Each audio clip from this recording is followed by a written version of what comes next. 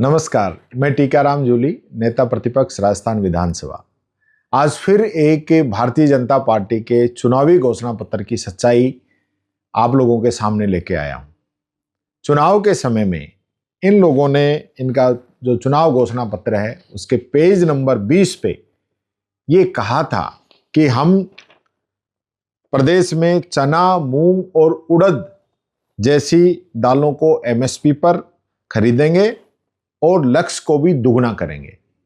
लेकिन हकीकत यह है कि पूरे प्रदेश के अंदर इसकी खरीद ना के बराबर की जा रही है। लक्ष्य दुगना करने की बात करने वाले अब छुप गए हैं, एमएसपी पे खरीद हो नहीं रही है। और विशेष रूप से मैं बात करूं बीकानेर और जोधपुर संभाग की, जहां इन फसलों की अधिक से अधिक खेती की जाती है, वहां किसानों को धरना प्रदर्शन करना पड़ रहा है। और लगातार ये 2 साल का समय इन लोगों का बीत चुका है और 2 साल के समय में हमेशा ये हालात पैदा हुए हैं कि इन लोगों ने न मूंगफली को खरीदा है, न इस प्रकार की इन फसलों को खरीदा है। तो क्या ये जो झूठ का सौदा करते हैं, बार बार झूठ बोलते हैं, और विशेष रूप से बजट के अंदर भी इन लोगों ने कहा था कि हम इसकी एमएसपी पे खरीद करेंगे, लेकिन आज ये लोग गायब हो गए हैं।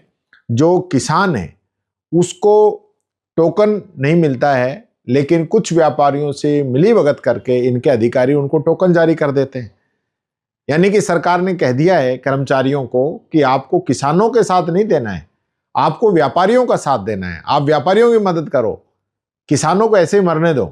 ये हालत इस सरकार ने कर दी है। तो मैं फिर अंत में यही पूछना चाहूंगा इस भाजपा सरकार से, पर्ची सरकार से, कि आप लोगों ने जो वादा किया था समर्थन मूल्य पे खरीद का और लक्ष्य दोगुना करने का, तो इसके ऑर्डर जारी करने का आपका इरादा है, नहीं है? या इस पे कोई कानून बनाने का इरादा है या नहीं है?